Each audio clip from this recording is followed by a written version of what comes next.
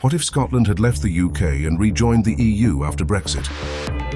Imagine a world where Scotland votes for independence from the United Kingdom and takes its place as a sovereign nation within the European Union. A scenario that is as intriguing as it is contentious. What would such a monumental decision mean for Scotland, the UK and the EU? Would it have triggered the collapse of the United Kingdom as we know it, or paved the way for Scottish prosperity? Today, we dive into this thought-provoking alternative history to examine the ripple effects, challenges and opportunities tied to Scotland's hypothetical EU membership. Let's explore the politics, economics and social implications of Scotland leaving the UK post-Brexit. As always, we want your thoughts. What do you think would have happened? Feel free to join the debate in the comments section below. To understand how we might arrive at this scenario, let's first look back at key milestones in Scottish political history. In 2014, Scotland held a referendum on independence. The people chose to remain in the UK by a 55% to 45% margin. At the time, an important argument for staying was the security and economic stability provided by the United Kingdom's membership in the European Union. Fast forward to 2016, the United Kingdom as a whole voted to leave the EU, Brexit. But here's where the divide sharpened. While England and Wales supported Brexit, Scotland overwhelmingly voted to remain, with 62% of Scots choosing to stay in the EU. This stark difference didn't just reignite Scotland's push for independence. It fueled the argument that Scotland's political and economic interests were no longer aligned with those of the UK. So what if Scotland had taken action, leaving the UK after Brexit and reclaiming its place in the EU? Let's begin with the benefits. As part of the EU, Scotland could regain access to the single market, allowing for the free flow of goods, services and people. This would be a significant boon for Scottish trade, which depends heavily on European partners. Freedom of movement would also return, enabling Scottish citizens to live, work and travel across the EU with ease. Moreover, Scotland could benefit from EU funding targeted at research, infrastructure and rural development, areas that are critical to its economy. However, rejoining the EU wouldn't be without obstacles. Major hurdles would include meeting the EU's accession requirements. Scotland would need to align with EU regulations on everything from environmental standards to trade and governance. There's also the question of currency. Would Scotland establish its own currency, maintain use of the British pound, or aim to join the Eurozone? Each path carries its own set of economic and political challenges.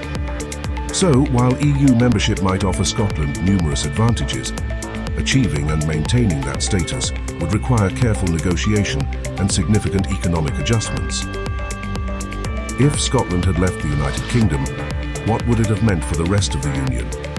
To put it bluntly, the consequences could have been profound. Economically, the UK would have faced the loss of Scotland's contribution to its GDP. Scotland accounts for a significant share of industries like energy, especially through its oil and gas reserves in the North Sea. Losing Scotland could have left a noticeable dent in the UK's economic power. Politically, the separation might have signalled the UK's diminished influence on the global stage. Without Scotland, would Great Britain still carry the same weight in diplomacy, defence and trade negotiations? Perhaps the greatest potential consequence, though, would lie in the internal unity of the UK itself. Scottish independence could act as a domino effect, emboldening other regions to question their place in the Union. For instance, could Northern Ireland, already caught between its ties to the UK and its growing integration with Ireland, have considered reunification with the Republic of Ireland? Would Wales too have made steps toward independence? In this hypothetical scenario, Scotland's departure might not just weaken the UK, but risk unravelling it altogether. From the European Union standpoint, welcoming an independent Scotland could bring both benefits and complications. On one hand, readmitting Scotland might serve as a symbolic counter to Brexit, proof that the European project remains strong and appealing, even as other nations contemplate leaving. Scotland could inject fresh momentum into the EU, strengthening its political and economic bloc. On the other hand, there's the very real political concern of setting a precedent for separatist movements across Europe.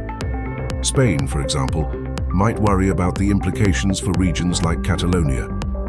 Would supporting Scottish independence inadvertently embolden other separatist regions across Europe, leading to destabilizing effects for many member states. Financially, integrating Scotland into the EU would require adjustments to the EU budget, which could create friction among existing members. Would wealthier nations like Germany and France view this positively? Or would the financial strain dampen enthusiasm for Scotland's membership? Beyond Europe, Scotland's hypothetical exit from the UK and entry into the EU could have broader implications worldwide. For instance, it might inspire or dissuade other regions contemplating independence.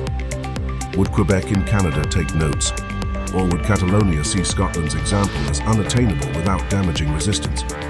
Scotland's independence could also challenge global perceptions of the UK.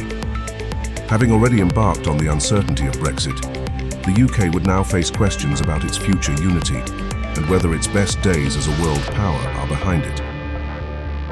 This alternative history raises a pressing question. Would the benefits of Scotland's EU membership outweigh the risks of upheaval at a national and continental level? Let's break this down further by presenting competing arguments. Supporters of Scottish independence often argue that Scotland's priorities have diverged sharply from those of the larger UK.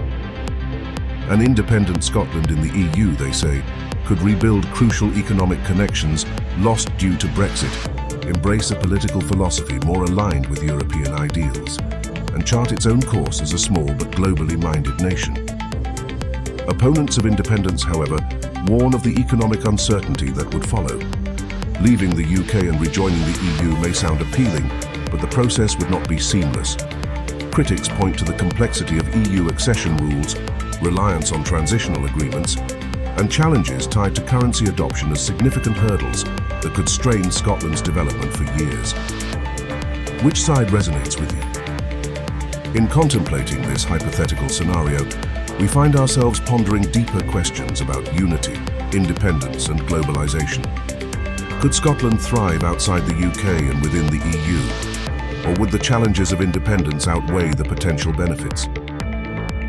Would Scotland's decision have catalyzed a broader breakup of the UK? And what would such a collapse mean for the global relationship between larger nations and smaller regions?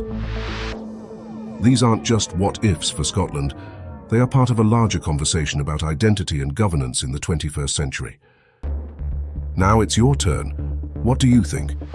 Should Scotland have left the UK to rejoin the EU after Brexit? Do you believe the benefits of independence would outweigh the risks? Or do you think Scotland is better off within the Union? We'd love to hear your thoughts. Share them in the comments below.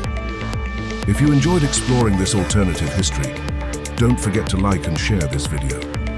And for more thought-provoking discussions on history and what might have been, be sure to subscribe to our channel.